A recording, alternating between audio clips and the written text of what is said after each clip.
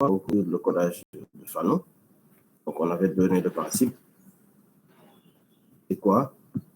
Ça, c'est les différentes étapes. D'abord, il faut trier dans l'ordre. N'est-ce pas? Après avoir déterminé les probabilités de chaque symbole, les mettre dans l'ordre décroissant, du plus grand au plus petit. Donc, ici, on a donné un exemple où on a les symboles A jusqu'à H, donc à 8 symboles. Dans chacun, on a donné.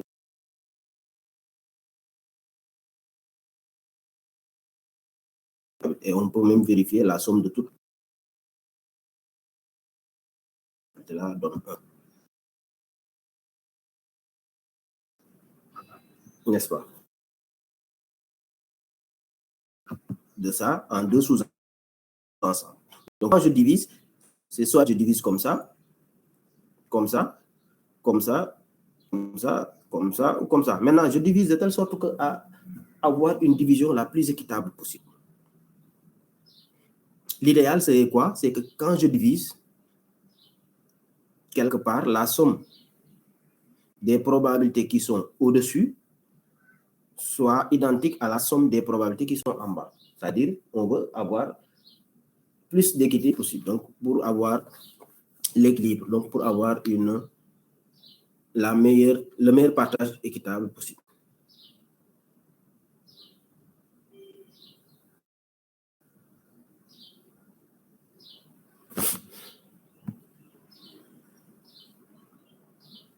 N'est-ce pas?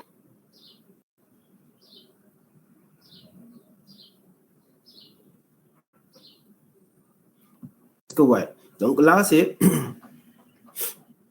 l'objectif, c'est de diviser en deux sous-ensembles. C'est comme si on considère des personnes qui sont en rang. Par exemple, des personnes où, par exemple, on va considérer qu'on va les mettre en rang du plus âgé au moins âgé.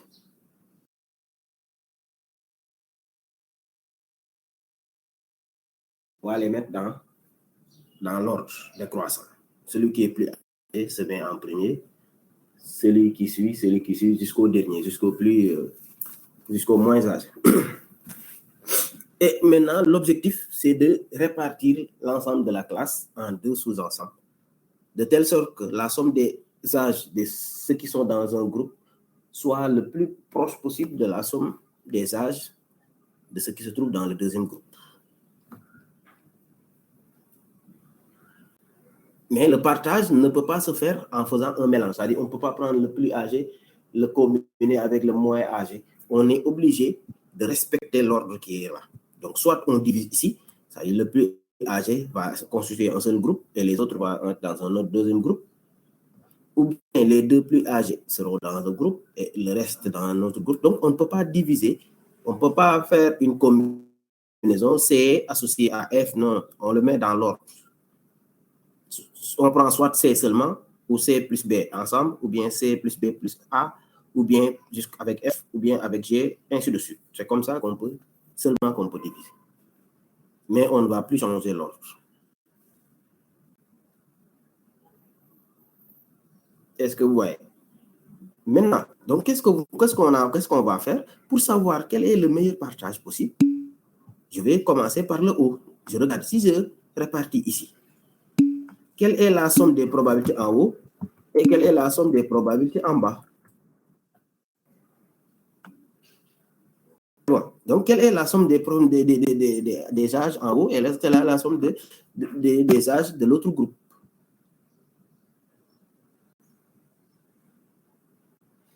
Bon, Cécile, si tu ne vois pas, il faudra réactualiser, quoi.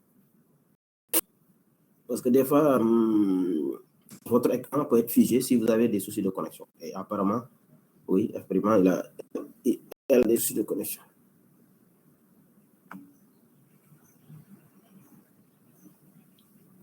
Bon, ouais, Babacar, déjà, il anticipe sur le résultat. Ok, d'accord, je vois. Bon, on reviendra à ta proposition. Mais voilà, donc là, tout le monde comprend. Donc, l'objectif, c'est de diviser en deux sous-ensembles. Maintenant, si je fais le partage ici, qu'est-ce qui va se passer? Le cumul en haut, c'est 0,4. Et en bas, c'est la somme de tout. Mais la somme de tout, si vous vérifiez, vous allez voir que c'est 0,6. Bon, je n'ai même pas besoin de calculer. Comme la somme de tout le monde est égale à 1 et que ça est égal à 4, donc si je veux avoir la somme du reste, c'est 1 moins 4, 1 moins 0,4. Donc, si vous faites le calcul aussi, forcément, vous allez trouver, parce que la somme doit donner 1. Donc, si l'un est 0,4, l'autre, le en bas, ça va forcément être 0,6. N'est-ce pas? Voilà, donc si je vois ça, maintenant, je vais voir, est-ce qu'il n'y a pas un meilleur partage possible?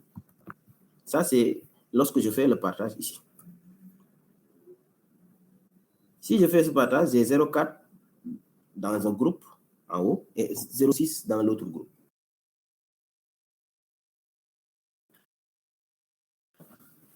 Avec un écart le plus petit possible. Et là, je vais sonder, regardez. Si je fais encore la division ici, qu'est-ce que j'aurai? En haut, bon, vous pouvez avoir un quelque part où vous écrivez les deux groupes. Dans le premier groupe, vous aurez 0,4 plus 0,18, ça va faire 0,58. Et de l'autre côté, vous aurez la différence, 1 moins 0,58, ça fait 0,42. Entre 0,4 et 0,6. Ici, l'écart, vous avez un écart de 0,2. Bon, je mets l'écart, ce n'est pas la division qui est égale à 0,2, mais voilà, où je mets une flèche. Ça donne 0,2 comme écart. Et là, l'écart, ça va être égal à 0,16. Ici, quel est l'écart le plus petit entre 0,2 et 0,6? Bien sûr. Monsieur, pourquoi 0,6? Bon, c'est la somme de toutes ces probabilités-là.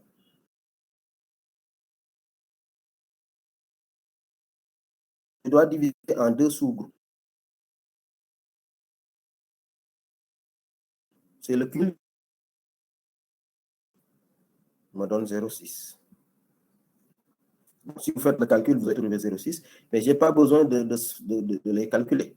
Parce que la somme de tout ça est égale à, d'après la loi de probabilité. Donc, si je prends l'ensemble sauf le 0,4, ça va faire 1 moins 0,4. Bon, pour aller vite, pas besoin de faire les calculs, quoi. D'accord. Donc, c'est le cumul qui est là. Parce que c'est ça que j'ai dit tout à l'heure. Dans le groupe, on va faire le cumul des âges de tous ceux qui sont dans ce groupe. Ici, on fait le cumul de toutes les probabilités de ceux qui sont dans ce deuxième groupe. Donc,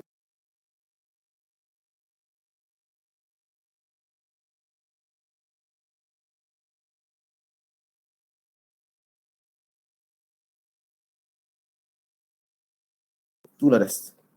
Donc, sont dans le groupe C et dans un groupe seul. Tous les autres sont dans un autre groupe. Donc, je fais la somme de leurs probabilités. C'est 0,6. N'est-ce pas? Comme le cumul total, c'est 1. Si j'enlève 0,4, j'enlève 0,4, ça va faire 0,6. Et là, l'écart, c'est 0,2. N'est-ce pas? Entre 0,6 et 0,4, l'écart, c'est 0,2.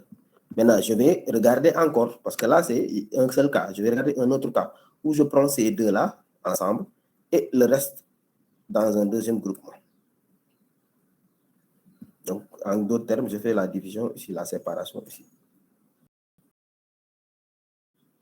Donc, le premier groupe est composé de C et B et le deuxième groupe F jusqu'à H. Donc, le cube du premier groupe, c'est 0,4 plus 0,18. Donc, c'est la somme de tous ceux qui sont dans le groupe, quoi. 0,4 plus 0,18, ça me fait 0,58. Ensuite, la somme du reste, de ce qui reste, si vous calculez, vous allez trouver 0,42. Et je peux même ne pas calculer. Comme j'ai déjà le cumul ici, et que je sais que la somme de tout égale 1, le cumul pour le premier groupe, c'est 0,58. Donc, le cumul pour le deuxième groupe, c'est 1 moins 58. Donc, c'est le total moins le cumul de ce groupe-là. Ça donne donc le total du deuxième groupe. Donc, ça va faire 0,42. Et dans ce cas, l'écart est égal à 0,16. Maintenant, entre les deux répartitions, entre la première répartition et la deuxième, qu'est-ce qui est plus équitable selon vous? Comment on fait pour savoir l'écart. L'écart, c'est la différence. L'écart, c'est un écart, c'est la différence. L'écart, c'est 0,6 moins 0,4. Bon, on regarde la valeur absolue quoi, de l'un moins l'autre. L'écart entre 0,4 et 0,6. Ici, c'est l'écart entre 0,58 et 0,42. La différence, quoi, c'est la différence entre les deux. Allez. Maintenant, entre les deux, quel est le partage qui est le plus équitable possible entre le premier et le deuxième? Voilà, donc c'est 0,58 et 0,42 parce que ça donne un écart plus petit.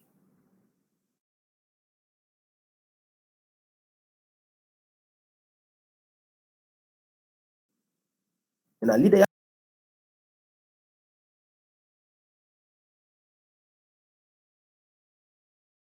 on ne peut pas toujours l'avoir. Mais comme on ne peut pas l'avoir tout le temps, si on ne peut pas l'avoir, on essaie d'avoir ce qui est le plus équitable.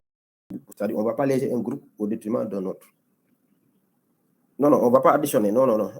Amadou, ce n'est pas additionner, c'est différence. C'est la différence, j'ai dit. Toi, tu parles des cumuls. Non, tu parles de cumul. Non, elle parlait de l'écart. Hein? Alioune, John parlait de l'écart. L'écart, c'est la différence, c'est les 0,2 là. Toi, tu parles certainement du cumul, quoi. Ça, c'est 0,58 moins 0,42. C'est ce qui donne 0,16. C'est la différence, quoi, entre les deux groupes. 0,4 ou bien 0,6 moins 0,4, ça donne 0,2. C'est ça les écarts. Maintenant, les probabilités que j'ai données ici, 0,4 ou 0,58, c'est le cumul. C'est la somme, bien sûr. 0,4 plus 0,18. Ça, c'est les sommes. N'est-ce pas? C'est le cumul de probabilité dans les groupes. C'est comme si on veut calculer l'âge de l'ensemble, l'âge total de l'ensemble des étudiants de la classe. Donc, on fait la somme des âges de chacun qui constitue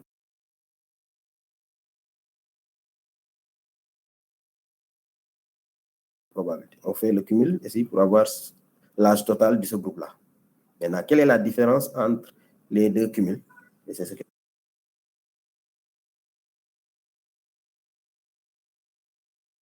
Donc, tout le monde est d'accord que ici, l'écart... Voilà.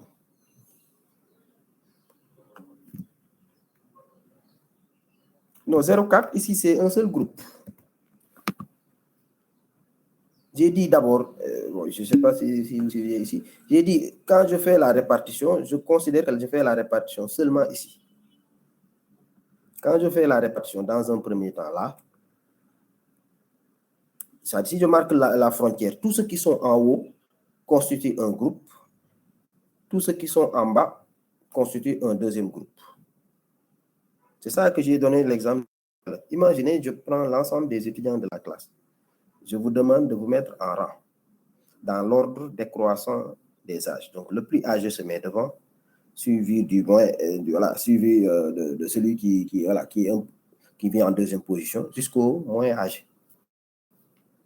Maintenant, dans le rang comme ça, je vais, à partir de telle personne, je marque la frontière. Je dis tous ceux qui sont devant, aller dans son groupe, tous ceux qui sont derrière, aller dans le deuxième groupe. Donc, dès l'instant que je marque la frontière ici, tous ceux qui sont en haut forment un groupe. Tous ceux qui sont en bas forment un deuxième groupe. C'est clair. Donc, dans un premier temps, j'ai fait la répartition ici. Donc, en haut, il y a un seul élément dans le groupe, c'est C. Donc, la somme des âges là-bas, c'est la somme des probabilités là-bas, c'est 0,4 seulement. Parce qu'il est seul. Donc, quand je fais le cumul, il y a un seul. Donc, c'est le cumul de probabilité du groupe en haut composé seulement de C, c'est 0,4. Maintenant, le cumul de probabilité du deuxième groupe qui se trouve en bas, c'est le cumul de probabilité de B A jusqu'à H. Ça donne 0,6. Donc, j'ai deux sous-groupes. Le premier sous-groupe composé seulement de A, le deuxième sous-groupe composé de H. La probabilité du premier groupe, c'est 0,4. Le cumul de probabilité du deuxième groupe, c'est 0,6. Maintenant, quel est l'écart entre les deux sous-groupes? L'écart des cumuls entre deux sous-groupes, c'est 0,6 moins 0,4, ça fait 0,2. Ça, c'est le premier cas. C'est bon? Tu as compris? Voilà. Après, je vais voir est-ce qu'il n'y a pas une meilleure répartition, parce qu'il ne faut pas faire une répartition et puis dire que c'est bon. Je vais voir est-ce qu'il n'y a pas une répartition meilleure que ce que je...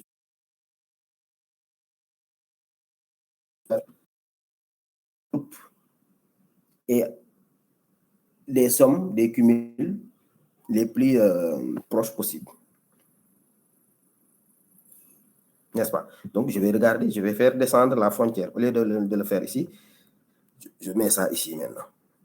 Donc, c'est comme ça. Il faut commencer par prendre un seul dans le groupe, ensuite prendre deux et comparer. Continuer. Maintenant, à un certain moment, on va voir qu'on n'a pas besoin de continuer. Donc, comme là, j'ai fait une seule répartition, je fais ça. Je fais descendre la frontière ici. Donc, dans ce cas, les deux qui sont en haut forment un groupe. Il n'y a que B et C qui forment un groupe. Les autres, A jusqu'à H, forment un autre groupe. Maintenant, le cumul de probabilité pour B et C, c'est 0,58. Il suffit de faire la somme des probabilités de B et de C et de B. Bon, je peux mettre C et B, comme c'est dans cet ordre-là, C et B. C'est la somme des probabilités 0,4 plus 0,18. Ça donne 0,58. Maintenant, la somme des autres probabilités, c'est 0,1 plus 0,1 plus 0,7, 0,6 jusqu'à 0,04. Mais comme je sais que le cumul ici doit être égal à 1, si le premier cumul est 0,58, le cumul en bas, ça va faire 1 moins 0,58. Je vais faire la somme individuellement, je peux faire aussi simplement.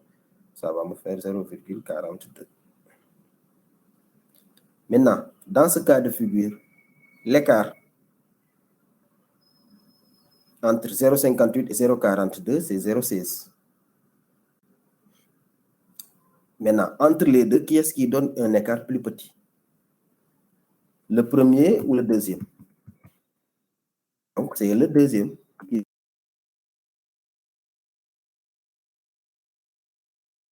Parce que le premier, le groupe en haut était léger.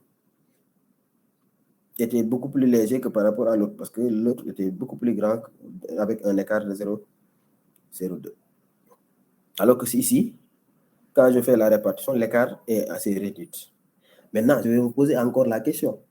Est-ce qu'il n'y a pas encore une meilleure répartition qui diminue encore cet écart-là? On va vérifier. On peut vérifier. Bon, lui dit non, mais on peut le vérifier quand même. On peut le vérifier. Donc, lui, il dit déjà non, mais on peut le vérifier parce qu'il faudra vérifier pour s'assurer que... Voilà. Voilà, je vais... Donc, je prends la division ici. Dans ce cas, qu'est-ce qui va se passer? J'ai un groupement composé des trois premiers et un autre composé du reste. Toujours, vous aurez deux sous-groupes. Après avoir marqué la frontière, tous ceux qui sont en haut forment un groupe, tous ceux qui sont en bas forment un deuxième groupe. Maintenant, ceux qui sont en haut sont composés de C, B, A. Ceux qui sont en bas sont composés de F, G, jusqu'à H. Tous ceux qui suivent, quoi. Ici, le cumul de probabilité est égal à combien? C'est les 0,58 plus 0,1. N'est-ce pas? Donc, ça va faire 0,68. Ici, le cumul, ça va faire 1 moins 0,68. Donc, ça va faire 0,32. Et là, l'écart est égal à 0,68 moins, voilà, 0,32. 0,32 ou 33 encore, 0,35, hein? 0,36, 0,36. 0,36 plutôt. C'est ça l'écart. Et vous voyez que donc l'écart ici devient encore beaucoup plus grand même que le tout premier. Il est même plus grand que celui-là. Donc forcément, celui-là est meilleur. Parce que celui-là était déjà meilleur que le 0,2. Et lui, il vient dépasser les 0,2. Donc, forcément, la répartition qu'on avait tout à l'heure avec ça, c'est la meilleure répartition équitable possible. On ne peut pas avoir mieux. Parce que si on continue, qu'est-ce qui va se passer? Si, par exemple, je place ça ici, le cumul qui est en haut continue de s'agrandir. Parce que ici, déjà, c'était à 0,58. Quand j'ai pris les deux seulement, lui, il était à 0,58. Il était déjà plus grand que le deuxième. Donc, si je lui ajoute encore d'autres éléments, vous voyez que donc il est passé à 0,68.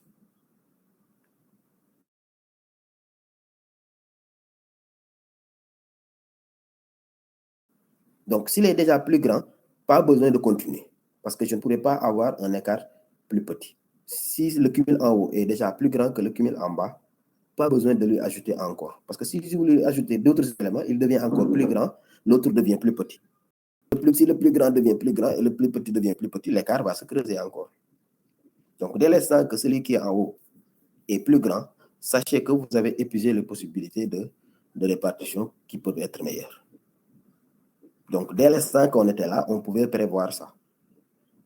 Dès l'instant qu'on a 0,50 en haut, 0,42 en bas, parce que quand on continue la progression, les choix de division, le cumul qui est en haut, c'est lui qui augmente. Le cumul en bas va diminuer. Parce qu'on va toujours prendre les éléments du second pour les ajouter au premier. Donc, celui qui est en haut augmente, celui qui est en bas diminue. Maintenant, ici, comme on avait 0,4, il était plus petit, donc on peut se permettre de regarder la suite.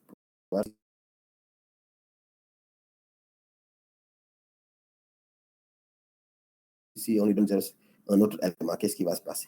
Mais comme il est déjà à 0,58, lui donner encore un autre élément, on va creuser l'écart encore. Donc, par conséquent, je vais enlever tous ces commentaires-là. Je fais le partage à nouveau, très rapidement. On est d'accord?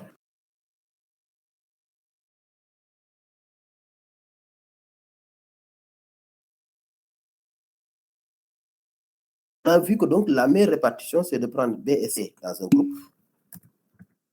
N'est-ce pas? Non, les 0,36, on abandonne. J'ai dit que 0,16 est meilleur. On cherche la meilleure répartition. Même le 0,2, on l'abandonne. On a dit que le 0,16 est plus petit que 0,32. Donc, celui qui a donné 0,16, c'est la meilleure répartition.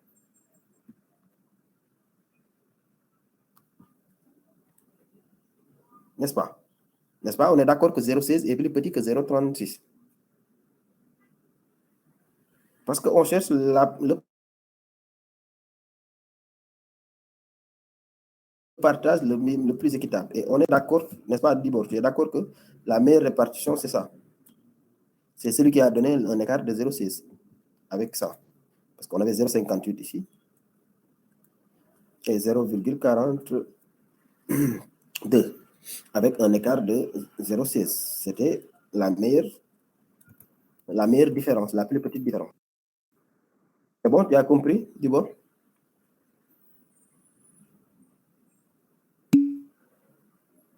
Ok, donc on cherche la paire répartition et si on met la main dessus, les autres, on les ignore.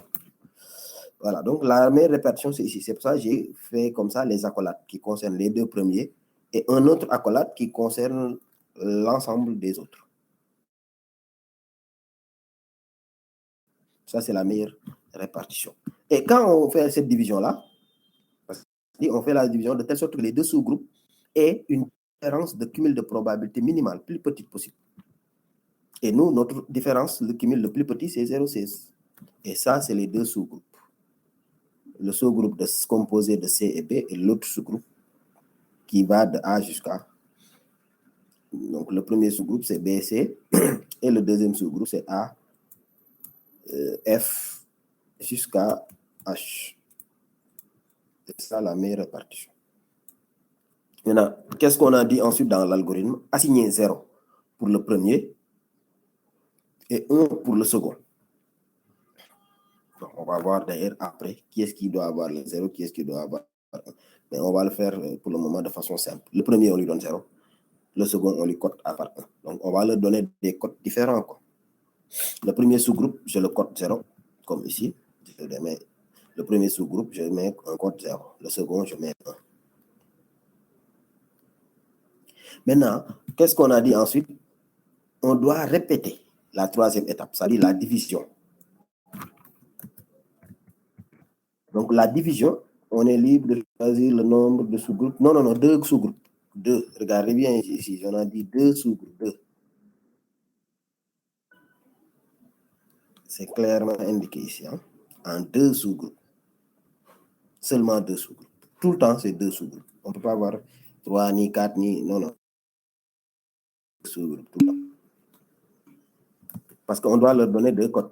L'un 0, l'autre 1. Donc, si on a 3 sous-groupes, ça va poser problème. On est d'accord. Maintenant, l'étape suivante, c'est de répéter la troisième étape, c'est-à-dire la division, en subdivisant encore les sous-groupes. C'est-à-dire, on a subdivisé en 2 sous-groupes, mais chaque sous-groupe doit encore être subdivisé selon la même règle, selon le même principe.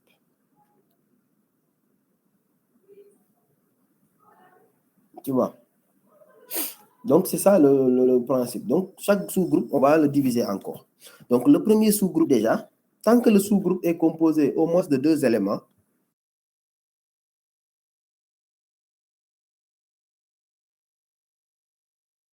on va le subdiviser encore. Maintenant, le premier sous-groupe, comme on l'a dit tout à l'heure, c'est BC, c'est CB.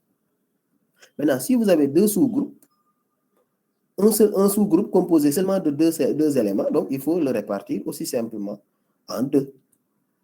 Si vous avez un groupe composé de 2 personnes, on vous demande de répartir ce groupe-là en 2.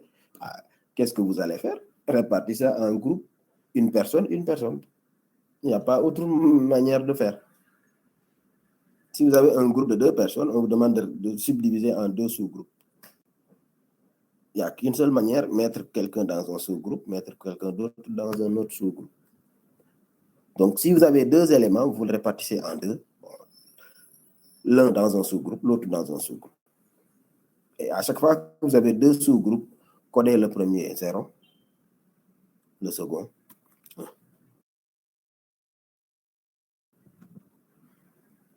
Maintenant, on l'a appliqué dans le premier sous-groupe, on va l'appliquer également dans le sous-groupe qui est là.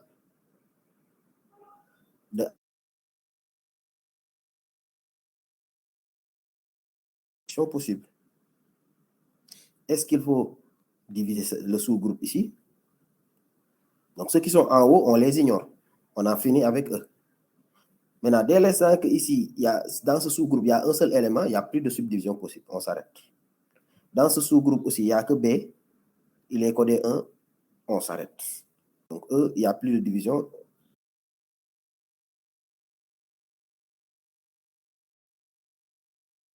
Dans la deuxième partie, dans le second sous-groupe, qu'est-ce qu'il faut faire? Il faudra le répartir en 2 sous-groupes.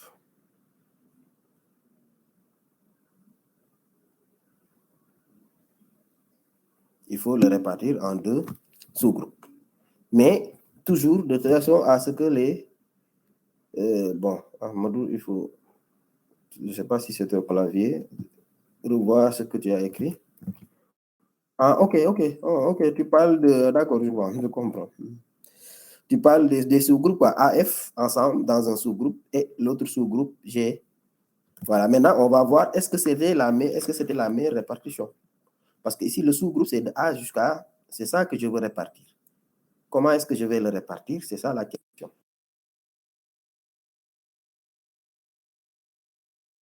A en seulement, maintenant F jusqu'à H dans un autre sous-groupe, ou bien est-ce que je vais faire comme l'a dit Ahmadou, en mettant A et F ensemble, G jusqu'à H ensemble, ou bien est-ce que je vais mettre même A, F, G, je vais peser les possibilités.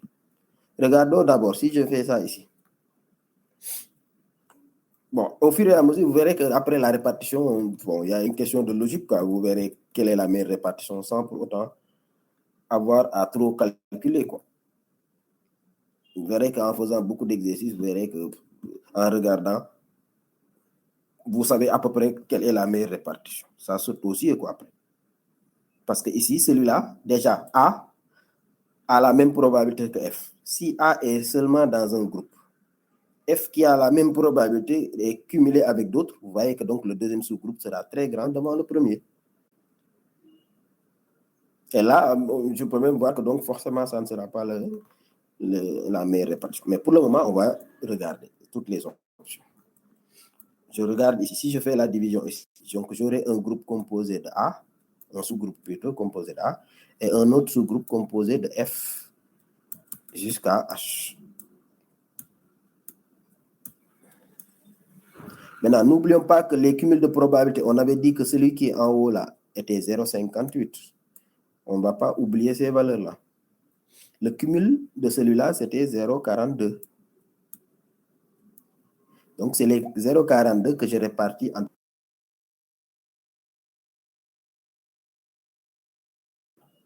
Et l'autre...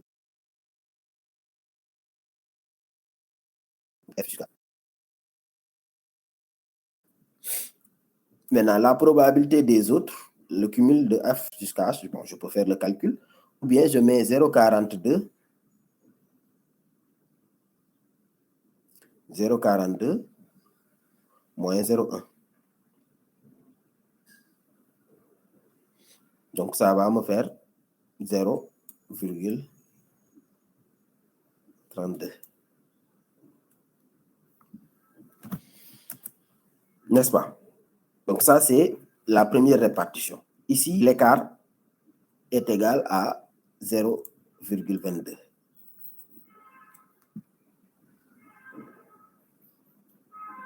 On est d'accord? Maintenant, je vais voir comme les autres, ce que les autres proposent. Est-ce qu'il n'y a pas une meilleure répartition? Je prends la répartition ici. Ça veut dire que donc, je prends les deux ensemble, le reste ensemble. N'est-ce pas? Donc, l'option sera quoi?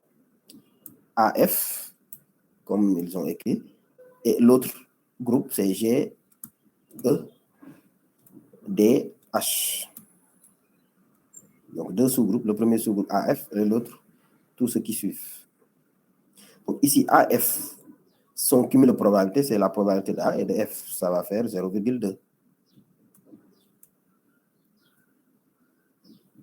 Et l'autre, c'est 0,42 moins 0,2, ça va faire comme ils ont écrit 0,22.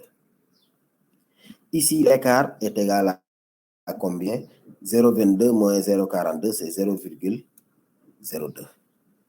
Entre 0,02 et 0,22, il n'y a pas photo. 0,02 est plus petit. Effectivement, n'est-ce pas? 0,02 a un écart plus petit que 0,2. Donc, forcément, la deuxième répartition est meilleure que la première. Ça, c'est clair. Parce que ça donne...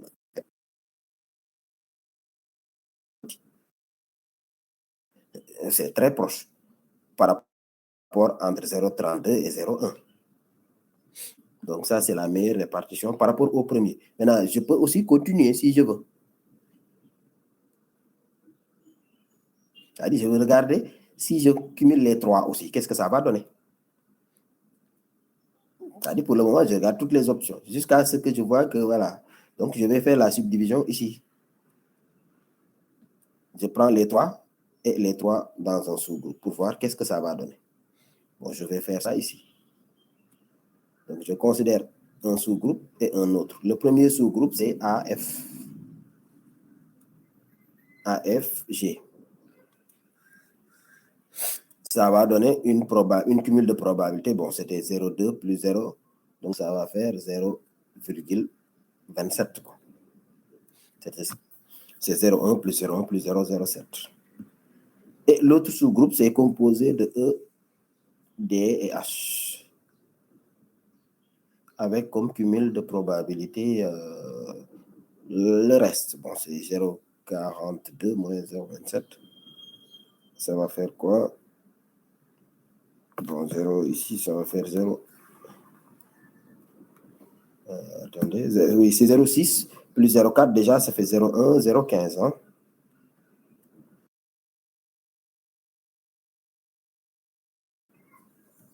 C'est ça.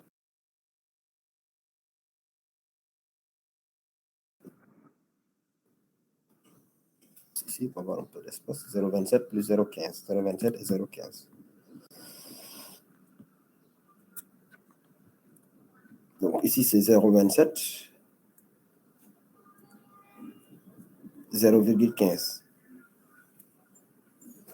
Donc si je regarde maintenant la différence entre les deux, ça fait 0,12.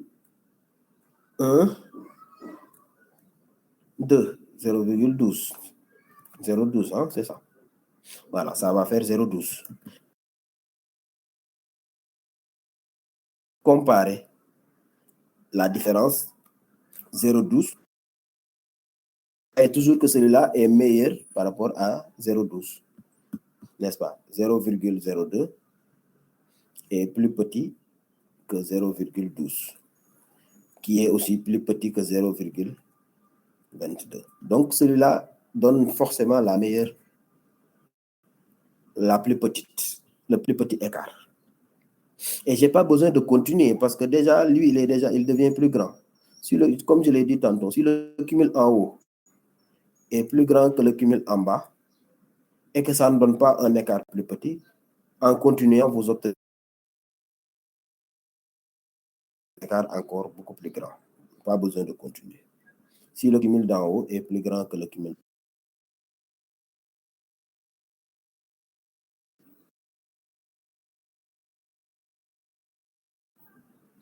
Si on continue, le cumul en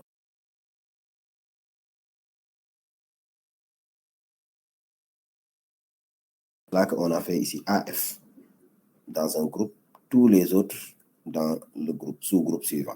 Et après avoir réparti les sous-groupes, qu'est-ce qui suit? Codé. Chaque sous-groupe, le premier est 0 et le second par 1.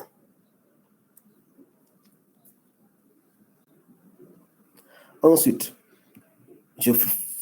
j'applique encore, on a dit, il faut toujours répéter la processus de subdivision dans chaque sous-groupe. Le sous-groupe qui est là, composé de deux éléments, il y a une seule manière de répartir, c'est les subdiviser par 2. C'est-à-dire AF. Je divise ça par 2.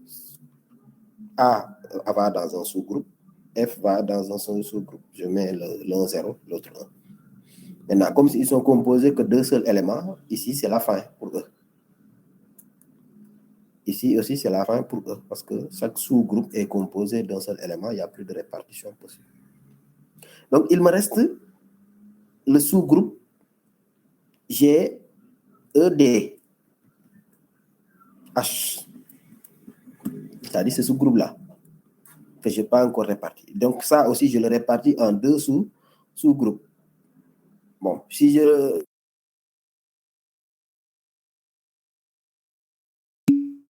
plus 0,6, plus 0,05, plus 0,04, n'est-ce pas? Ici, on voit que dans ce cas, l'écart est, ce qui est en bas est très grand devant le premier. Parce que le premier, c'est 0,07 seulement. Alors que pour les autres, c'est 0,06 plus 0,05. Donc, les trois vont être très grands devant le G. Donc, après, je vais regarder si je fais la somme des deux et la somme des deux. Et effectivement, c'est ce qui est plus équitable. Donc, si je fais cette répartition, le sous-groupe composé de G, E, va avoir codé à 0. Et le second sous-groupe, je mets 1. Maintenant, chacun de ces sous-groupes étant composé que de deux éléments, il n'y a qu'une seule manière de les répartir en 2, divisé par 2. L'un c'est 0, l'autre 1. Ici aussi, je le subdivise en 2. L'un c'est 0 et l'un c'est 1. Et ici, c'est la fin pour eux aussi. Et là aussi, c'est la fin pour eux. Et c'est fini. Donc, il n'y a plus de sous-groupe à répartir. Oui, vous dites, mais toujours aussi en fonction de l'ordre, c'est-à-dire décroissant. Oui, c'est-à-dire on a déjà trié, on respecte déjà l'ordre. C'est-à-dire on ne peut plus les mélanger maintenant. On ne peut pas, par exemple, combiner C et G ou C et A sans prendre D. Donc, dès l'instant qu'on les a mis en rang, ceux qui sont voisins, seulement ils peuvent aller ensemble. C, c'est soit lui seul, ou bien il va avec B seulement, ou bien avec B et C, B et A, S'il doit ajouter quelqu'un, ce sera F. Si on doit ajouter quelqu'un, c'est G. Donc, on regarde ceux qui sont voisins. Mais on ne peut plus les mélanger, quoi. Les deux premiers fonctionnent toujours pratiquement. Bon, les deux premiers, il peut même y avoir un cas où on prend un seul. Et imaginez, par exemple, ici, si j'avais donné une probabilité de 0,5, c'est-à-dire la probabilité de C était 0,5, si, dans ce cas, on divise un seul groupe. Hein. Le premier sous-groupe sera composé d'un seul élément, parce que là, c'est la répartition équitable. Parce que le cumul, c'est 1. Si le cumul là-bas, c'est 0,5, la somme du restant, c'est 0,5. Donc, dans ce cas, on aura 0,5, 0,5. Dans ce cas, on prend un seul élément là-bas. Et le reste, ce sera 0,5. Et là, c'est la plus équitable possible. On peut aussi avoir 3 éléments en haut. Hein, et le reste, ça dépend. Hein, ça dépend. Il suffit juste que je joue sur les probabilités. Vous verrez que vous pouvez avoir un seul élément en haut, 2, 3, 4, même possible. Ça dépend de comment les probabilités sont choisies, tout simplement. Donc, c'est bien possible. Hein. Ce n'est pas sur figé, hein, sur 2. Maintenant, peut-être le plus souvent, c'est 2. Bon, mais voilà, il faut poser le pour et le contre pour choisir, faire le meilleur choix. Voilà, maintenant, une fois que il n'y a plus de répartition possible, parce que dans chaque sous-groupe, maintenant, il y a un seul élément. Maintenant, c'est fini, il n'y a plus de répartition.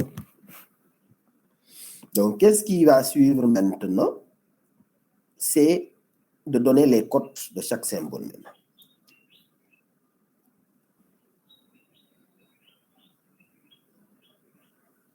Maintenant, le sens de lecture des cotes est ce sens-là. Maintenant, si je dois donner le code de C, je regarde les sous-groupes, le code des sous-groupes dans lesquels C fait partie. D'abord, C a été codé par 0. Donc, il fait partie du sous-groupe 0, puis sous-groupe 0. Donc, il est codé par 0, par 0, 0. Je prends B. B, il est d'abord codé 0, puis 1. Donc, c'est 0, 1. Je prends A. A, il fait partie d'abord du sous-groupe 1, puis sous-groupe 0, puis sous-groupe 0. Donc, A, c'est 1, 0, 0. F, il fait partie de ce sous-groupe-là d'abord. Donc, lui, il est égal à 1 d'abord. 1, c'est 1. Ensuite, il est dans le deuxième sous-groupe, 1, 1. Ah non, non. Je me suis trompé là. C'est pas 1, 1. Voilà, donc c'est plutôt...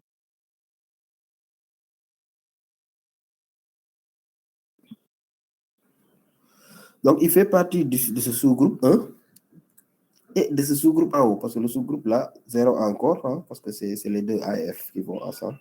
Et ensuite, dans le sous-groupe 1. Donc, c'est 1, 0, 1. F est codé 1, 0, 1. N'est-ce pas? Maintenant, pour le G, il fait partie de ce 1. Ensuite, 1, 0, 0. Le H, le E, c'est 1, 1, 0, 1. Celui-là, c'est 1. Ensuite, 1 ici, 0. Et le dernier, c'est 1. Non, non, lui, il devait faire 1 d'abord. 1, 1, 0. Et celui-là, c'est 1, 1, 1, 1. Donc, vous lisez les codes à partir de la droite. OK? Donc, ça, c'est donc ce qui me donne donc les codes de chacun. Et par conséquent, maintenant, je peux donner les codes. Donc, C sera codé 0, 0, B par 0, 1, jusqu'à H égale à 1, 1. Maintenant, je peux même donner les longueurs de chaque code. Parce que ici, pour calculer la longueur moyenne, c'est la somme des longueurs de chacun multipliée par sa probabilité. Ici, la longueur de C, c'est 2. C'est 2 bits, quoi. Là, c'est 2 bits. Là, c'est 3. ici la longueur 3, ici 4, 4 ici, 4 aussi, 4. Donc ça, c'est la longueur de tous les mots, quoi. Par convention, à gauche, c'est 0 et à droite, c'est 1.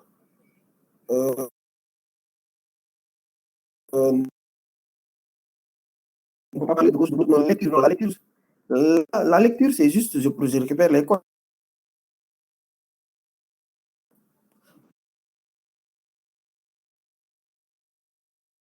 Non plus, il faut dire en haut, en bas. Par exemple, ici,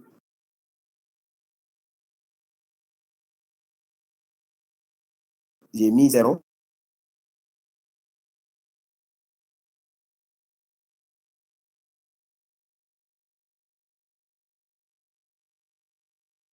Pour simplifier les choses, coder le premier 0, coder le second 1. Maintenant, une fois que vous maîtrisez la technique, après, on reviendra pour dire qui doit prendre le 0 en réalité et qui doit prendre 1. Parce qu'il faut qu'on y va étape par étape. D'abord, pour le moment, ce qui m'intéresse, maîtriser la technique. On est d'accord. Donc, le sens de lecture dont parle Cher, j'ai dit que pour donner le sens de lecture, ça se fait de gauche à droite. Le sens de lecture, ça se fait de gauche vers la.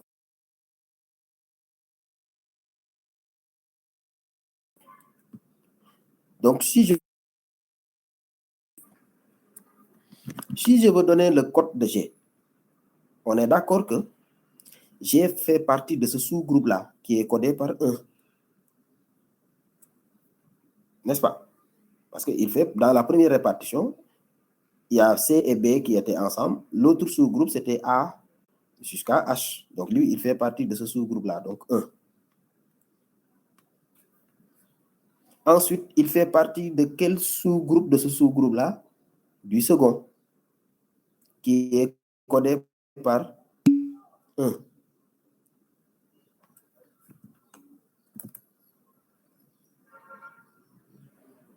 Après, qu'est-ce qu'il fait partie de quel sous-groupe? Du sous-groupe composé par, à partir de ce sous-groupe-là, on l'a réparti en 2. Donc, il prend le sous-groupe 0. Donc, il fait partie de ce 1-là, de ce 1 et de ce 0. Et ensuite, c'est lui qui prend ce 0-là. Donc, il fait partie du premier sous-groupe qui est là. Ensuite, ce sous-groupe-là est réparti en 2 sous-groupes. Mais lui, il fait partie du deuxième codé par 1. Il ne fait pas partie de celui qui est codé par 0. Parce que celui qui est codé ici par 0, c'est A et F. Lui,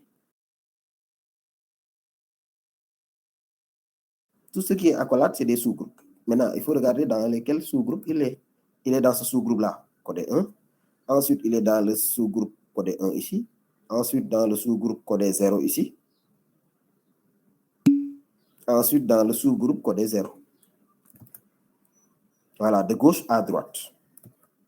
Si je prends, par exemple, F. F, il est dans quel sous-groupe? F, il est dans le sous-groupe, d'abord, dans le même sous-groupe. Donc, il est concerné par ce code-là, 1. Ensuite, il est dans le sous-groupe codé 0. Parce que c'est lui et A.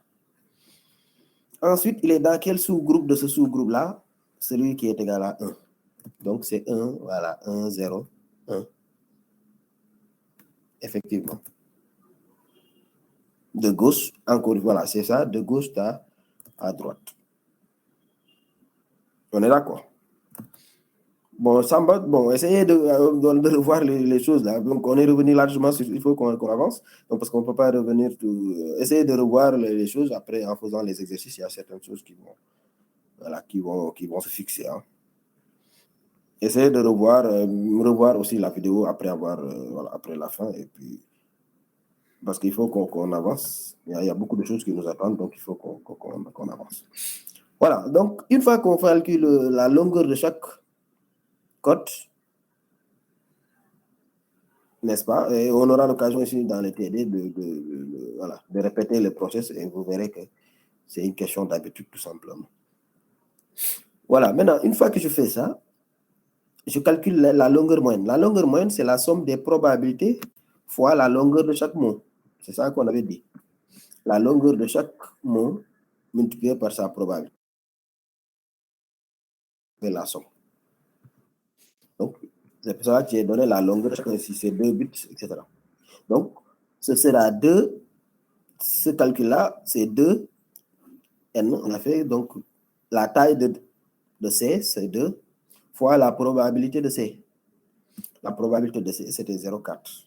Donc, c'est 0,4 fois 2. Plus la taille de B, c'est quoi? C'est 2 encore, fois sa probabilité. C'est 0,18. 0,18. On fait la même chose pour C. C, sa taille, c'est 3. 3 fois sa probabilité. La probabilité de C, c'est 0,1. Ainsi de suite, donc on va faire pour F, c'est 3 fois 0,1. 4 fois 0,07. 4 fois 0,06. 4 fois 0,05. 4 fois 0,04. N'est-ce pas? Donc on fait ainsi de suite, etc. Jusqu'au dernier, celui de H, c'est sur 4 bits que l'on multiplie par sa probabilité qui n'est rien d'autre que 0,04.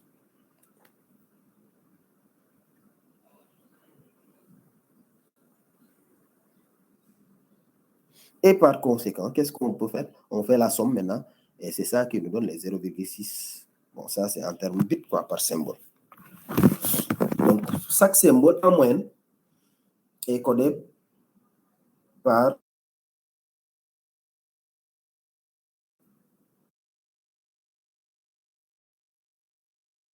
une probabilité.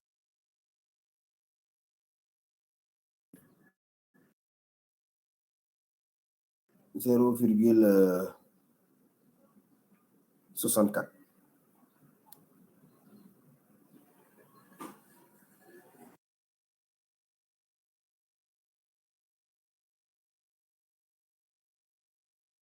Maintenant, on peut calculer l'efficacité. Bon, l'efficacité, on a dit, c'est l'entropie sur la longueur moyenne.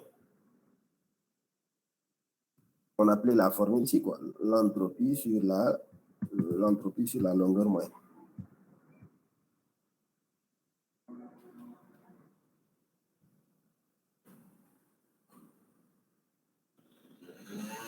Voilà, c'est ça. L'entropie sur la longueur. Bon, je pense que je l'ai donné encore pour les cas variables, non? Non, oui, c'est la même formule. Hein. C'est l'entropie sur la longueur moyenne. Bon, c'est ce qu'on avait fait pour les autres aussi.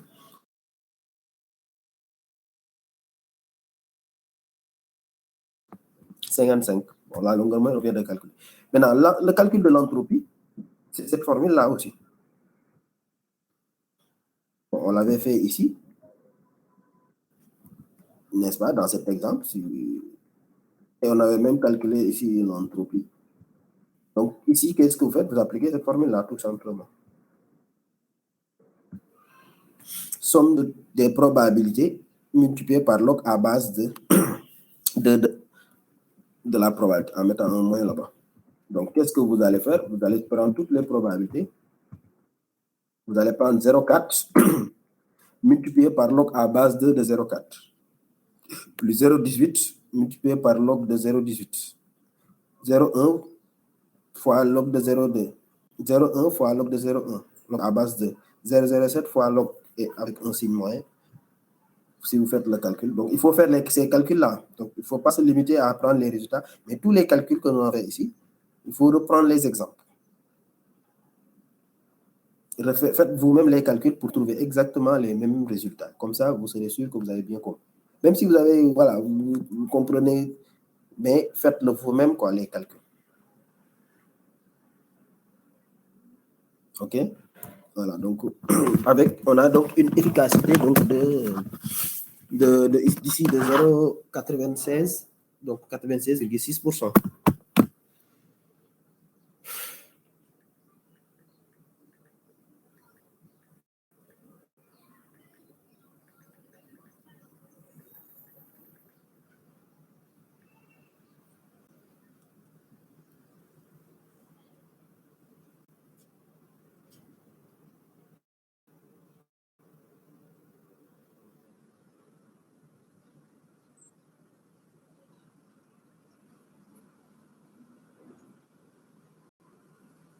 Voilà, c'est bien.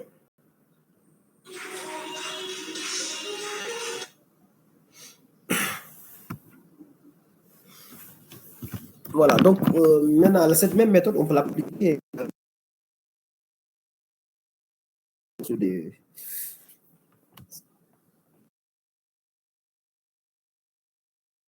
On a donné des caractères où on a déjà donné les probabilités. Maintenant, on peut vous donner un texte, comme ici, banane et ananas par exemple, et on vous demande de coder ça en binaire, en utilisant cette méthode-là. Donc, qu'est-ce qu'on peut faire? On va regarder la fréquence d'apparition de chaque lettre, c'est-à-dire combien de fois chaque lettre apparaît dans le texte. Parce que ce qui se passe, c'est que dans un texte, toutes les lettres n'ont pas les mêmes chances d'apparaître. C'est-à-dire, il y a plus de chances de trouver des E que de trouver des Z dans un texte. Voilà, il y a des lettres qui se répètent et qui sont plus fréquentes que d'autres. C'est-à-dire, A est plus fréquent que, par exemple, un Z dans un texte. La lettre E est plus fréquente que le W, etc. Donc, il y a un ordre quoi, qui est respecté. Il y a des... Dans les différents caractères-là, il y en a qui sont beaucoup plus fréquents. Et ici, par contre, quand vous voulez faire le codage, si on vous donne un exemple, il faut l'appliquer sur sur le texte que vous avez. Donc ici, vous avez un texte. Regardez chaque caractère, combien de fois ça apparaît. Déjà, il faut lister les caractères. Quels sont les caractères qui sont présents? Il y a B, il y a A, il y a N, il y a E, il y a S. N vient deux fois, on ne va pas dire N, non, on va regarder les différents caractères. A, N, etc. Ça, c'est espace, quoi. Ce que j'ai mis là, c'est le caractère espace, parce que là, c'est espace. Là aussi, c'est espace, n'est-ce pas? Donc, on compte espace aussi, c'est un caractère, n'est-ce pas? Donc, le caractère espace et T. Voilà les différents caractères qui apparaissent dans ce texte-là. Maintenant, combien de fois chacun apparaît? Le B apparaît combien de fois? B apparaît une fois. Si vous regardez bien. Le A apparaît 5 fois. N 4 fois. E 2 fois. S 2 fois. Espace 2 fois. T.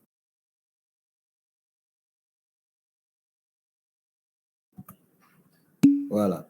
C'est ça. Effectivement. Donc, on peut compter. Il suffit juste de compter. On sait qui apparaît combien de fois. Donc, c'est ce qui est renseigné dans ce tableau-là. Maintenant, ici, on l'a déjà rangé dans l'ordre. Parce que dans la méthode, on a dit on met dans l'ordre décroissant. Donc, on les a mis du plus grand au plus petit. Donc, A, 5, etc. Et on peut même calculer leur probabilité d'apparition. Maintenant, ces valeurs-là, ça, c'est, par exemple, c'est 5 sur 17. Parce que 1000 ici, c'est 17. Donc, ça apparaît 5 fois sur les 17.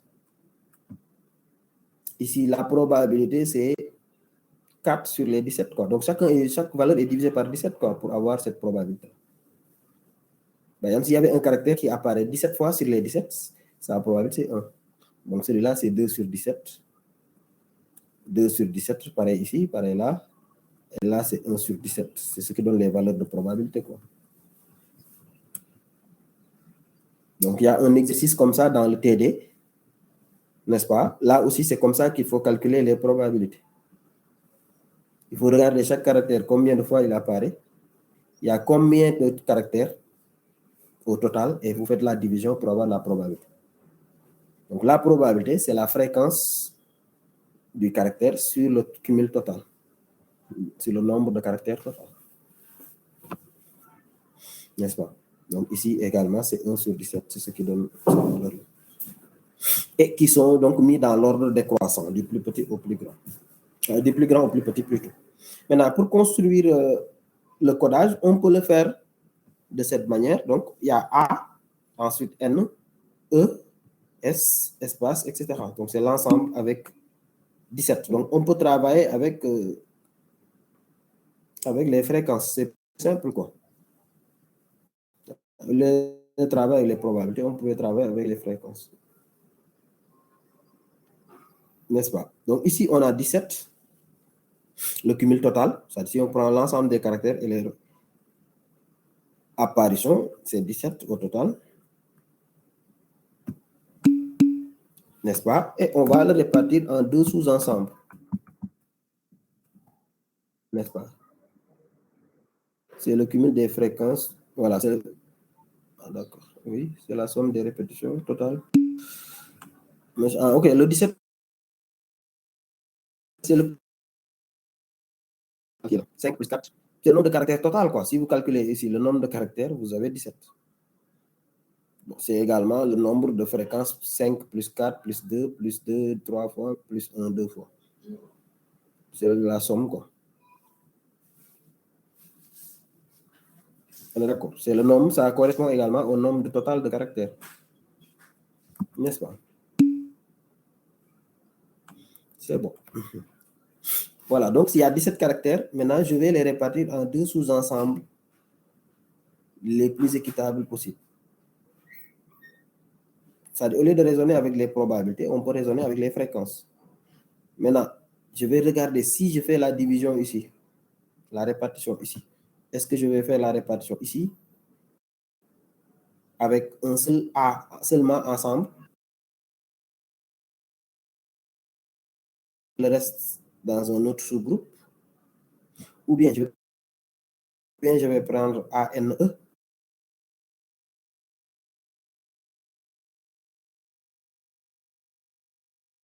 le reste dans un autre sous-groupe, ou bien ANE.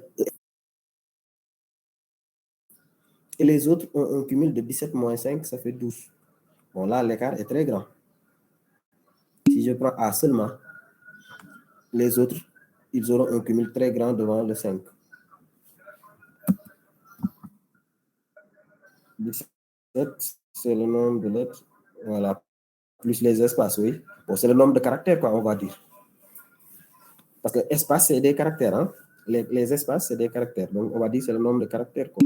C'est pour cela qu'ici, on tient compte de. Parce que c'est des caractères qui doivent être également codés. C'est ça.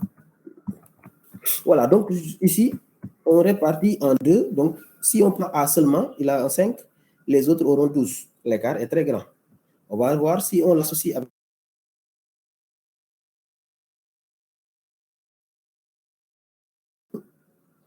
le cumul, ça va faire 9. Et l'autre cumul, ça va faire 17 moins 9. Donc, ça va faire 8.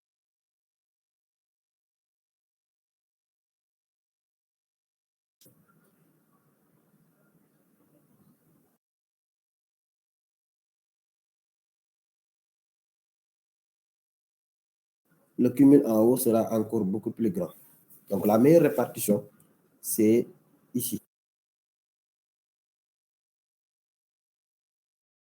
N, ça va faire 9. C'est les cumuls 5 plus 4, quoi. C'est-à-dire là, on travaille, au lieu de mettre les probabilités avec des virgules, on peut mettre seulement les fréquences, qui va être plus simple à gérer. Tout en sachant que les probabilités, c'est les fréquences qu'on a divisées tous par 17. Donc, au lieu de comparer les probabilités, on peut comparer les fréquences. Et puis, ce sera plus simple. Parce que si on devait mettre les probabilités, il suffit de diviser tout le monde par 17, quoi. 9 sur 17, 8 sur 17. Là, on a 5, c'est 5 sur 17, 4 sur 17. Bon, au lieu de travailler avec ça, on peut plutôt travailler avec les fréquences. Donc, ça, c'est la meilleure répartition en mettant là 9, AN 9, le reste 8. Donc, il y a un écart que d'une unité. N'est-ce pas? Maintenant, donc, AN ensemble, ES, espace B et T ensemble avec un cumul de fréquences égal à 8. Mais comme tout à l'heure, on met cote le premier 0, le second 1. Maintenant, d'abord pour AN. AN n'est composé que de deux éléments. Donc, il n'y a pas deux répartitions possibles. Il y a une seule manière. A dans un sous-groupe, N dans un autre sous-groupe.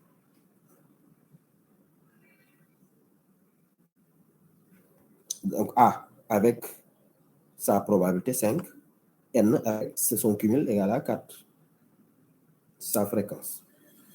Donc ici, c'est la fin pour E. Donc maintenant, je vais prendre ça et je répartis encore. Donc je regarde, si je mets E seulement, E égale à 2 déjà. S et espace déjà, ça fait 2. Donc E seulement, ce n'est pas une bonne répartition. Je prends E et S. E plus S, ça fait 4. Maintenant, la somme des autres également, c'est 4. Donc là, c'est une répartition équitable, 4, 4. Et donc, par conséquent, je mets ES, espace B et T aussi, ils ont un cumul de 4. Je cote celui-là à 0, l'autre 1. Maintenant, ici, ce sous-groupe n'est composé que de 2 éléments. Donc, il n'y a qu'une seule manière de les répartir. E ici, S là-bas. 0, 1. Chacun avec sa probabilité. E, c'est 2 fois. S, c'est 2 fois.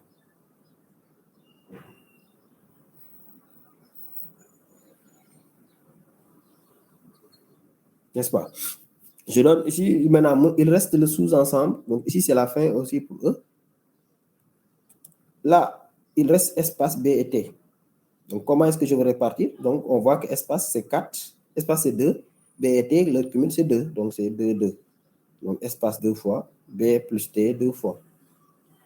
Donc, espace, ici, vous voyez que avec espace, il y a un seul élément dans ce sous-groupe-là. Donc, lui aussi, c'est la fin. Il est déjà à un seul élément. Aucune répartition possible.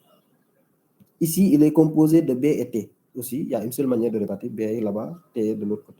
Chaque avec sa probabilité. Et ici, le sens de lecture, c'est du point de départ vers le point d'arrivée. Comme ici. Ici, le sens de lecture, c'était du départ, du début, vers la fin. Du début vers la fin. Là aussi, c'est du début. Parce que ça commence en haut et ça descend vers le bas. Donc, le sens de lecture, c'est toujours du début vers la fin. Maintenant, si je veux donner donc la probabilité de A, je fais le parcours. D'abord, c'est 0, puis 0. Si c'est N, c'est 0, puis 1. Maintenant, si je veux prendre le E, c'est d'abord, voilà le chemin pour aller vers E.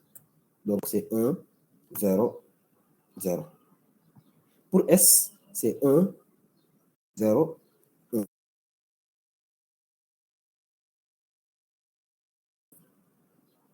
Pour espace, c'est 1, 1, 0.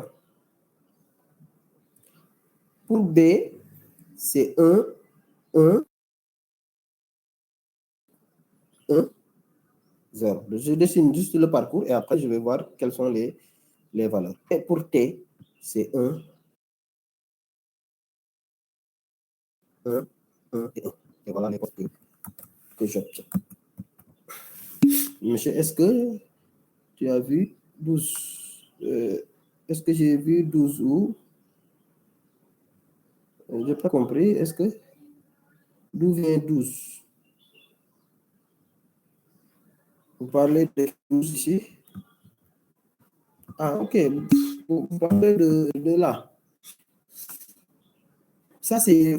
Ça, là, j'expliquais au départ. Si je prenais d'abord A seulement dans un groupe et les autres dans un autre sous-groupe.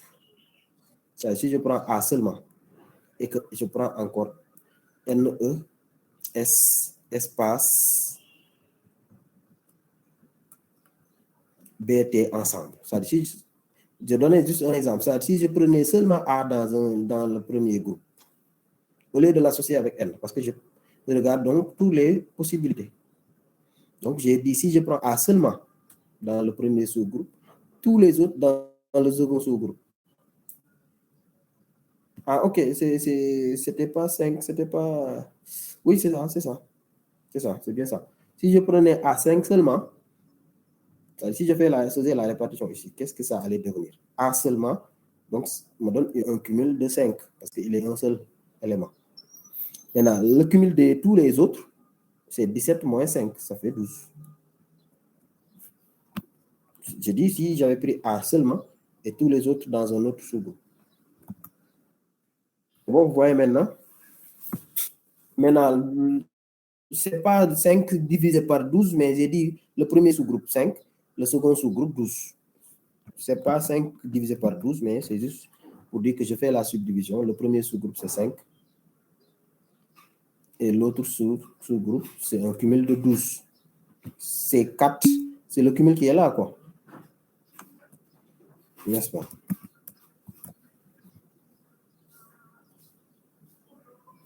Oui, c'est 17 moins. Comme le cumul total, c'est 17. Si je soustrais les 5, c'est 17 moins 5. Voilà, c'est ça. 17 moins 5, c'est ça. Parce que le cumul total, c'est 17.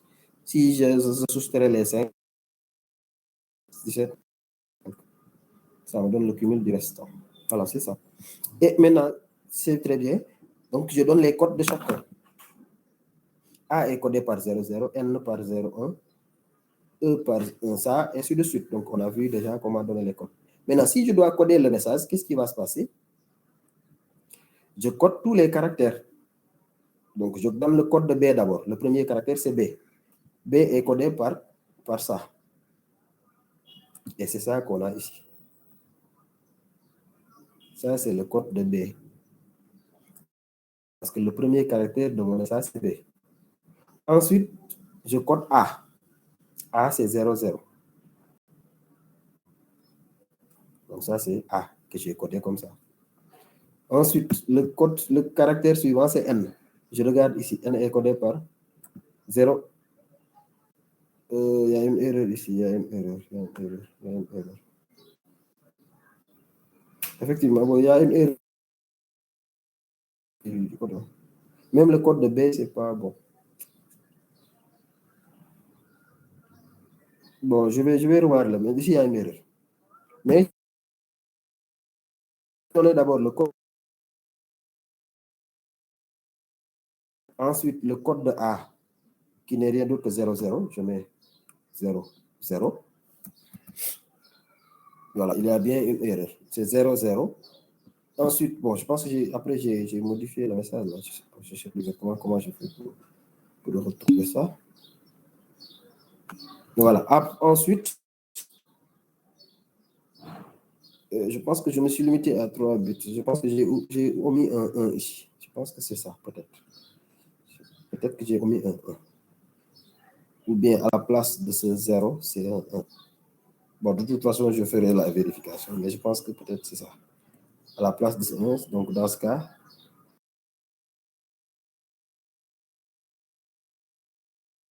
bien que j'ai omis un 1. Mais de toute façon, je vais vérifier. Donc, je mets le code de B, puis le code de A, ensuite le code de N. Le code de N, c'est 01. Le caractère qui suit, c'est A, c'est 00. Le caractère qui suit, c'est N encore. Je mets 01. Ensuite, il y a E. E, c'est 1, 0, 0. Donc, je mets caractère par caractère. Chaque caractère, je donne son code conformément à ça. Et c'est ça qui donne donc le code du message. En n'oubliant pas que également les espaces doivent être codés. Donc, après le S, espace est codé par ça. Donc, je mettrai quelque part 1, 0, 0. Donc, je donne les codes de chaque caractère de ce message et ça me donne le message codé en binaire. Bon, vous pouvez, voilà, exactement, Cheikh vient déjà de donner le résultat. Donc, vous pouvez chacun vérifier hein, de son côté. C'est très bien. Bon, je ne sais pas, peut-être qu'il y a un but que j'ai sauté, je ne sais pas exactement. Je pense que c'est ça. Je pense que j'ai sauté un seulement. Au départ, quoi. Au lieu d'avoir 3 buts, 2, 2, 1, je pense que je devais mettre 3, 1, quoi. Je pense que c'est ça. Voilà, très bien. Voilà, donc on va voir qu'il y a un autre algorithme, et comme on va le voir, c'est un peu plus efficace que le Huffman. Ça veut dire que ça donne une longueur moyenne plus petite.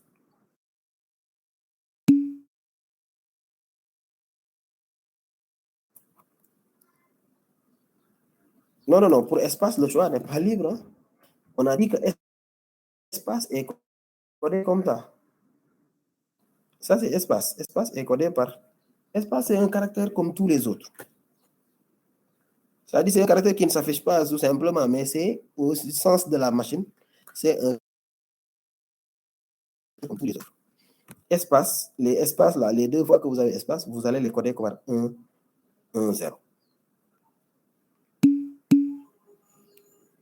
Voilà, au même titre que les autres, quoi. Voilà, c'est ça. Effectivement. Voilà, maintenant, le codage de Huffman est un peu plus efficace, n'est-ce pas? Maintenant, dans ce cas, qu'est-ce qui va se passer? On va d'abord déterminer les probabilités, et c'est la même chose que dans Huffman, dans Fanon, Shannon, Fanon. On va les ordonner, donc les deux étapes sont les mêmes. Maintenant, cette fois-ci, au lieu de faire une division, c'est un groupement qu'on va faire. Maintenant, qu'est-ce qu'on va grouper? On groupe les deux symboles les moins probables en un seul nouveau, en additionnant leur probabilité et distinguée par 0 et 1. Donc, on reviendra avec l'exemple. Ordonner ensuite les nouveaux symboles restants avec le nouveau symbole créé et reprendre la troisième étape. Donc, vous voyez que c'est à partir de là que les deux méthodes diffèrent. Donc, si je prends ici, par exemple, cet exemple, le même exemple que tout à l'heure, on prend le même exemple, c'est-à-dire les mêmes données ici. Maintenant, on va appliquer la méthode de Huffman. Et je le répète, va être plus efficace que le premier. Donc, ici, on va déterminer les probabilités ordonnées. Bon, on a les probabilités déjà, on ordonne dans l'ordre décroissant. Ensuite, étape 3, regrouper les deux symboles les moins probables. Les deux symboles les moins probables seront en bas, au départ. Comme je les ai ordonnés dans l'ordre décroissant. Les deux symboles qui sont les moins probables sont en bas, forcément, et je les regroupe. Donc, si je regroupe DH, c'est comme si un nouveau symbole DH. La probabilité est égale au cumul des deux. Parce que dès l'instant que j'ai deux éléments dans un même sous-groupe, je fais le cumul de leurs éléments. Donc, le cumul de la probabilité de D et H, ça va faire 0,05 plus 0,04. Donc, DH, si je regroupe les deux, j'obtiens un symbole que je peux appeler DH, qui a une probabilité de 0,04 plus 0,05. Ça va faire 0,9. Donc, c'est comme si eux, ils n'existent plus. Parce qu'ils ont été fusionnés pour donner un nouveau symbole. Donc, qu'est-ce qui va se passer? Attendez, je peux le mettre avec une autre couleur. Comme ça va être peut-être plus clair. Donc, j'ai fusionné les deux, ça me donne DH avec une probabilité de 0,09. Donc, les deux, dès l'instant que je les cumule, ils n'existent plus. Ils ont été fusionnés. Quand on fusionne, ils donnent un résultat et eux, ils disparaissent. Donc, qu'est-ce qui va rester? Il y a le symbole DH. Les deux ont été fusionnés pour donner un symbole. Et le symbole, je peux l'appeler DH. Donc, il y a le symbole DH avec une probabilité de 0,09. Il y a toujours les autres symboles. E, il y a G, il y a F, il y a A, il y a B et il y a 0,04. C avec 0,4. D et H n'existent plus. Ils ont donné naissance à un nouveau symbole. Maintenant, qu'est-ce que je vais faire? Je vais regarder encore parmi les probabilités. Quels sont les deux les plus petits? Les deux les plus petites. Maintenant, quand je compare ici,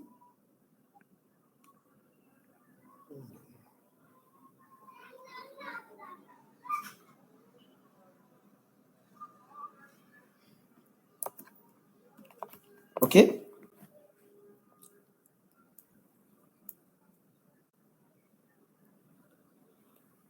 Je vais regarder parmi les probabilités qui restent. Quelles sont les deux les plus petites? Je compare 0,09 et le reste.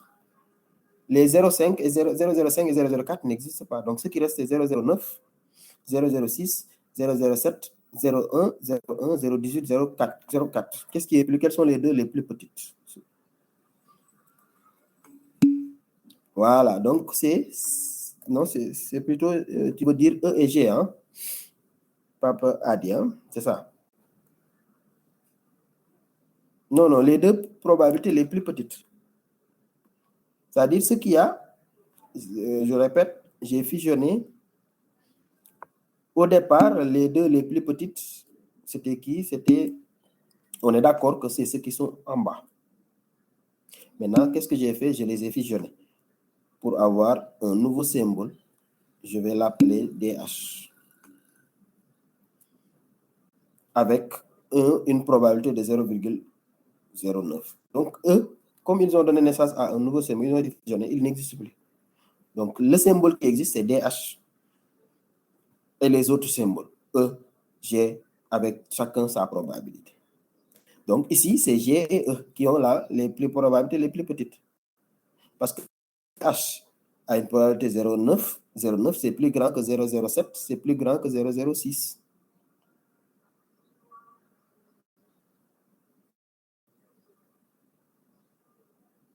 N'est-ce pas? Donc, les deux les plus petits, c'est 0,07 et 0,06.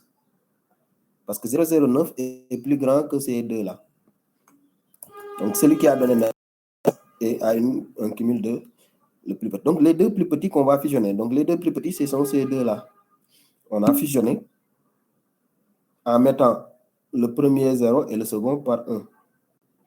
Bon, en réalité, ici, on a pris le plus grand, c'est 0, et le plus petit par 1. Et eux aussi, ils donnent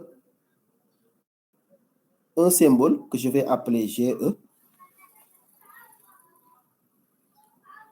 avec un cumul de probabilité de 0,13. Donc, eux, ils disparaissent aussi. Donc, il y a le symbole DH, le symbole GE, les symboles FA. Maintenant, les deux les plus petits seront qui après? Les deux les plus petits, entre DH, GE, FA, etc. Donc, c'est... Bon, pas le cumul, je ne parle pas de cumul, voilà. Donc, vous pouvez me donner les symboles, quoi. C'est soit DH, GE qui viennent d'être formés, ou bien F, A, B et C. C'est ce qui reste. Donc, je compare, je regarde les probabilités. Non, regardez, c'est-à-dire qu'il faut regarder les symboles qui viennent d'être créés, font partie ces gens-là, mais il y a ceux qui viennent d'être créés aussi, il faut tenir compte d'eux. Voilà, c'est 0,13 et 0,1 est plus petit que 0,13. 0,1 est plus petit que 0,13. Cher.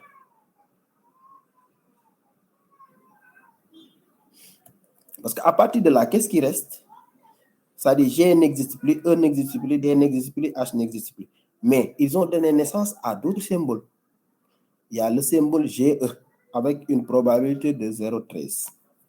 Il y a maintenant le symbole désormais DH avec une probabilité de 0,09.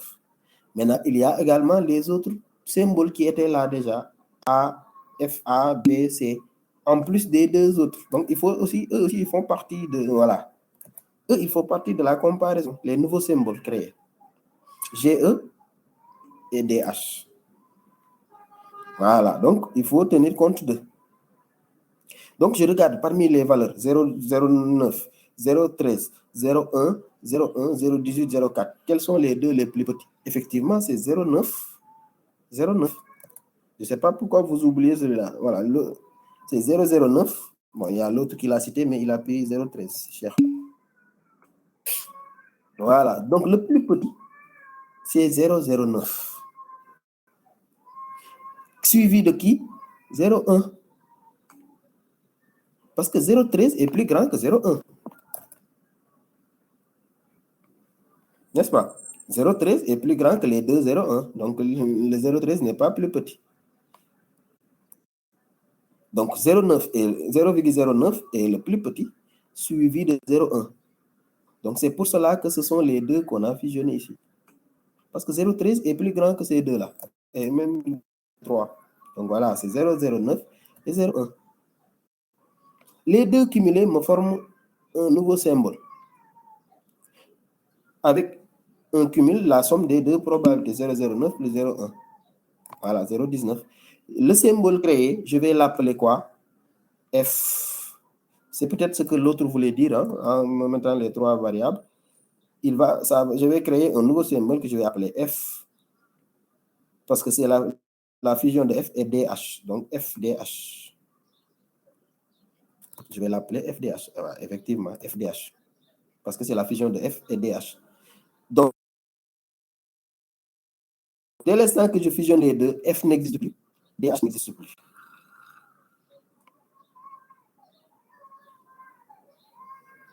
Est-ce que vous voyez? Donc, quels sont les symboles qui restent? C'est FDH, GE, A, B et C.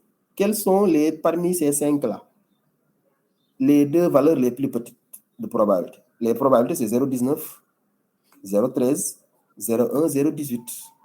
Voilà, il y a 0,1 qui est le plus petit, suivi de 0,13. Donc, c'est pour cela qu'on les a fusionnés. C'est 0,1 et 0,13, c'est-à-dire A et GE. Voilà, c'est 0,1 qui est plus petit, on est d'accord. Suivi de qui? Parce qu'on doit cumuler deux, c'est 0,13. Et donc, un nouveau symbole. Donc, le cumul de probabilité, c'est 0,1 plus 0,13, ça fait 0,23. Et le symbole, je vais l'appeler comment? A. Parce que c'est la fusion de A et GF. Donc, c'est AGE. AGE. Avec une probabilité de 0,23. Donc, maintenant, A disparaît, GE disparaît. Le 0,1, c'est la probabilité de A. C'est la probabilité de A. Le 0,1, c'est celui de A. Parce que qu'est-ce qui restait? C'était A, B, C et GE. GE avec 0,13. Donc, le 0,1, c'est j'avais pris F, mais A avait la même probabilité que F. Lui aussi, c'est 0,1. C'est bon du bord. Voilà, maintenant, qu'est-ce que je veux faire après? Il me reste CB, CB et les deux cumuls AGE, FDH. N'est-ce pas? Maintenant, s'il me reste ces trois-là, ces quatre-là, je vais regarder quelles sont les deux les plus petites. Bon, les valeurs, c'est quoi? 0,19, 0,23,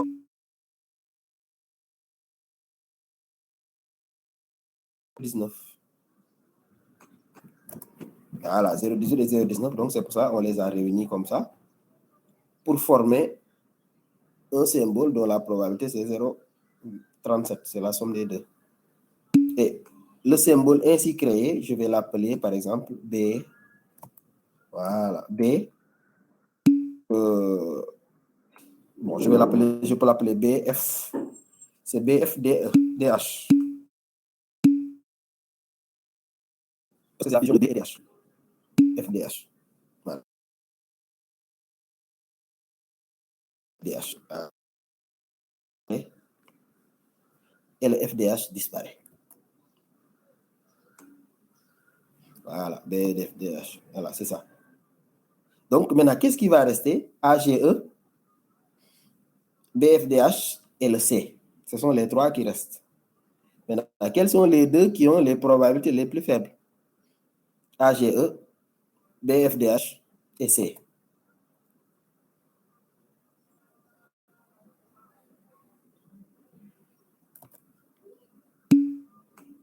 Voilà, donc c'est le 0,6. Non, il n'y a pas 0,6. Hein. Les probabilités, c'est 0,23, 0,37. Bon, le 0,6, c'est après.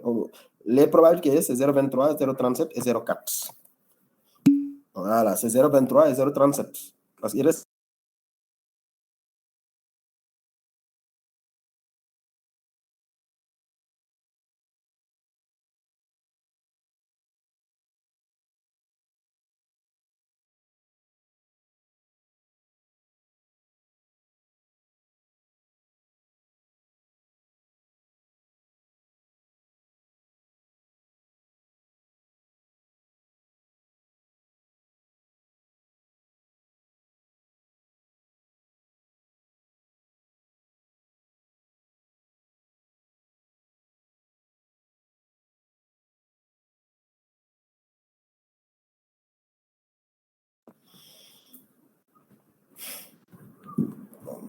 Voilà, c'est bon.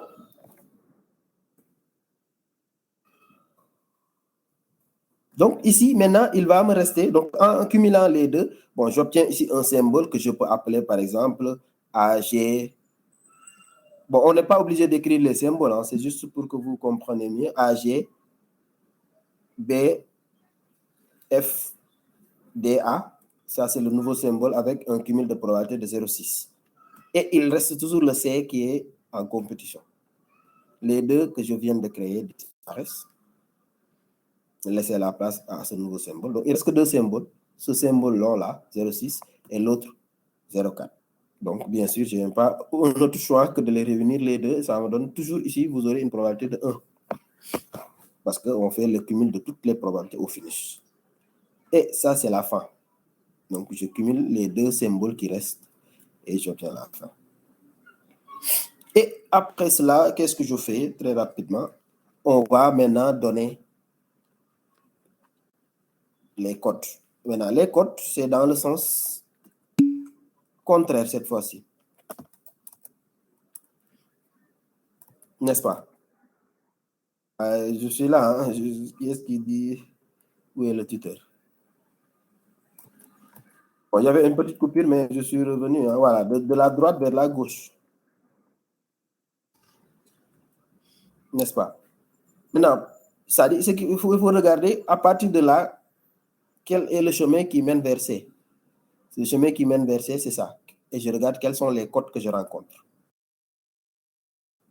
Quel est le chemin qui mène vers B?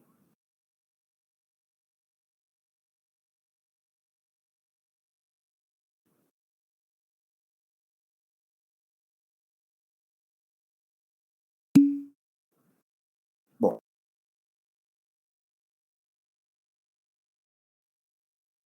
Commencer ici, parce que des fois,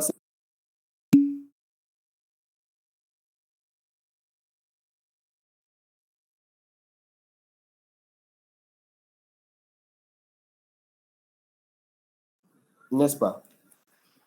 Par exemple, A, c'est ça. Ensuite, ça. Et ensuite, ça.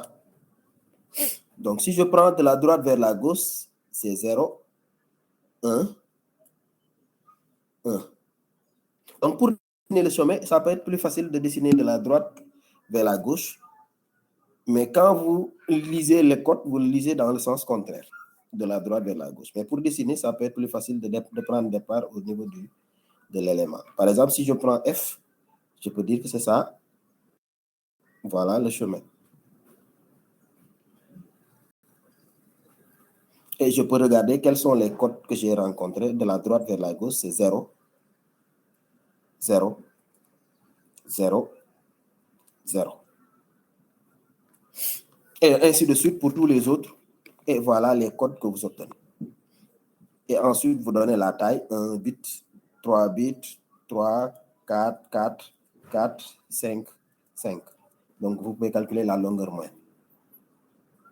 Et si vous calculez la longueur moyenne, vous pouvez calculer l'efficacité et vous verrez que vous avez une efficacité plus grande que l'autre. Le même exemple.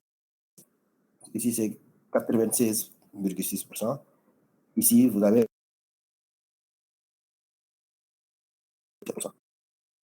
plus de fun.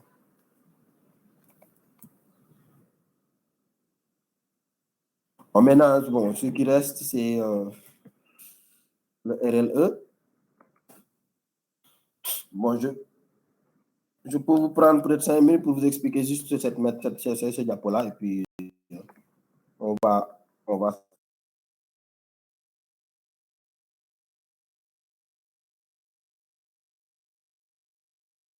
Je vais aller très vite. Bon, pour vous permettre au moins de faire ces exercices-là, quoi. OK? N'est-ce pas? Donc, ici, donc juste 2 minutes, hein, je termine. Le premier, ça dit ce qu'il faut faire, c'est que dans un texte, des fois, il y a des caractères qui se.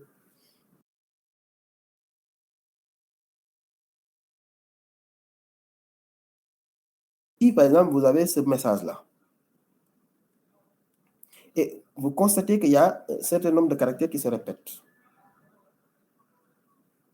Ça aussi, ça se répète. Donc, au lieu de coder élément par élément, au lieu de l'écrire comme ça, on peut l'écrire d'une manière très simple. On va écrire le nombre de fois que le caractère apparaît et le caractère lui-même. Donc, au lieu de mettre A, on va dire 5 pour dire que A se répète 5 fois.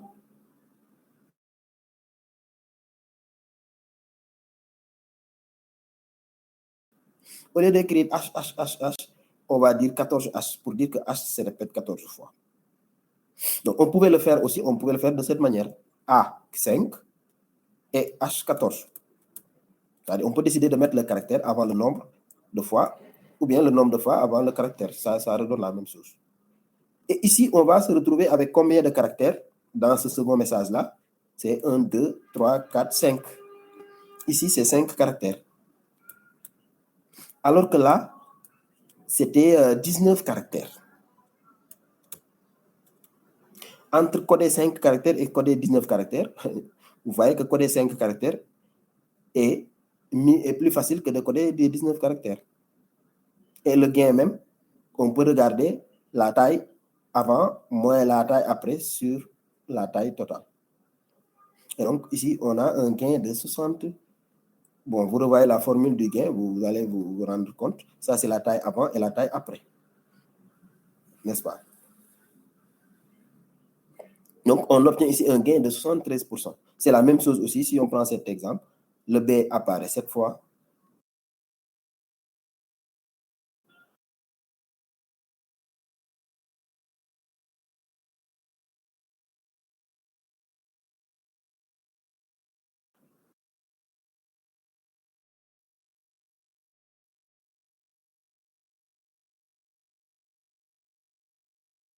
Et vous obtenez le gain. Vous allez me donner le gain la prochaine fois. Donc, maintenant, ce qui reste, on va le faire la prochaine fois et enchaîner avec le TD. Donc, essayez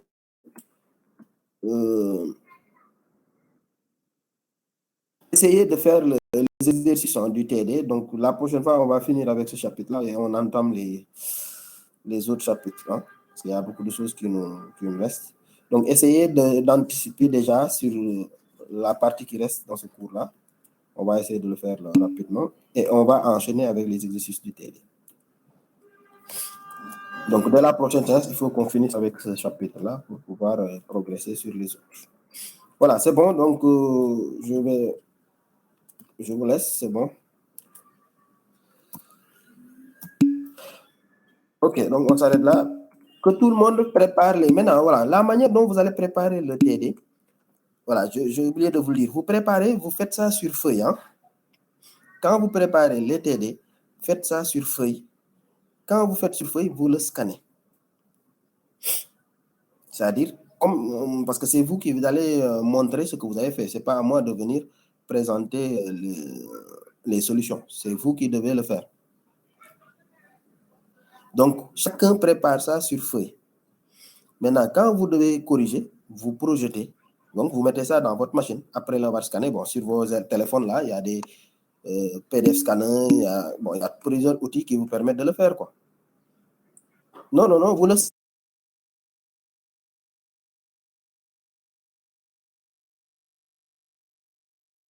PDF, même. PDF scanner, bon, si vous entrez dans Play Store, vous aurez plusieurs PDF scanner, IP, je ne sais pas, j'ai oublié les noms, là. Encore, c'est comment... Voilà, donc il y a plusieurs outils. Hein. Si vous mettez scanner, vous allez télécharger voilà, il convertit la photo en un fichier PDF. Et ça se fait de façon très claire. Comme ça, quand vous devez, par exemple, il y a Simple Scanner, il y a Doc Scanner. Bon, mettez Scanner, vous aurez plusieurs solutions, quoi. Clear Scanner, il y en a plusieurs. Comme ça, vous prenez ça en photo, il vous le convertit en PDF de façon très claire. Comme ça, quand vous devez corriger, vous ne faites que présenter le fichier comme ce que je fais là. Vous projetez la solution et vous nous montrez et on discute. Ça nous permet d'aller très vite. Parce que si on doit écrire et tout, ça va prendre beaucoup de temps. Et ça, c'est important, tout le monde. C'est obligatoire que tout le monde prépare les TD. Si je me rends compte que les gens n'ont pas préparé les TD, je ne corrige pas. Hein, on avance sur le cours. J'espère que c'est très clair pour tout le monde. Voilà, c'est bon. Très bien. Voilà, bien sûr, vous allez déposer sur la plateforme. Mais au moment de corriger, vous devez le préparer. Maintenant, après, vous pourrez déposer, bien sûr. Très bien. OK. OK, donc, la semaine prochaine, Inch'Allah. Bonne journée à vous et bon vendredi aussi à tous.